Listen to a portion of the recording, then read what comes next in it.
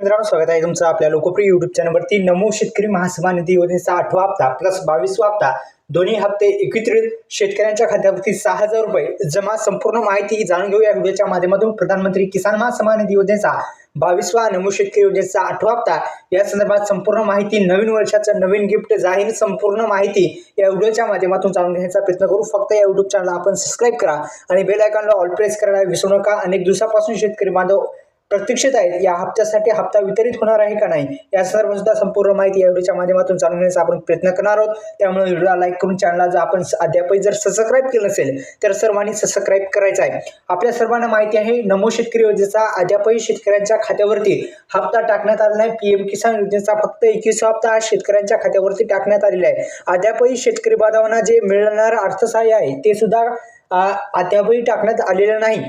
तर आपण संपूर्ण माहिती या व्हिडिओच्या माध्यमातून जाणून घेऊ। पण या युट्यूब चॅनलला आपण सबस्क्राइब केलेलं नाही, आताच सबस्क्राइब करून बेल आयकॉनला ऑल प्रेस करायला विसरायचं नाही।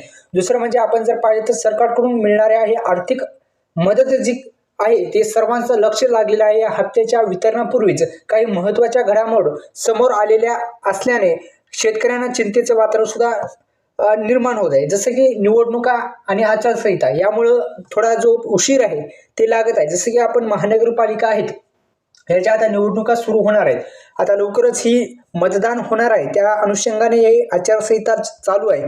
आता ही महानगरपालिका झाली की जिल्हा परिषद येते, जिल्हा परिषदेत सुद्धा आचारसंहिता असते।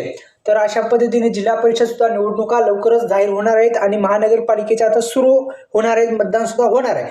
पण त्या अनुषंगाने महत्त्वाचं म्हणजे या युट्यूब चॅनलला सबस्क्राइब करा। नमो शेतकरी योजनेचा 8वा हप्ता हा लवकरच आता वितरित केला जाऊ शकतो अशी शक्यता वर्तवली जात आहे।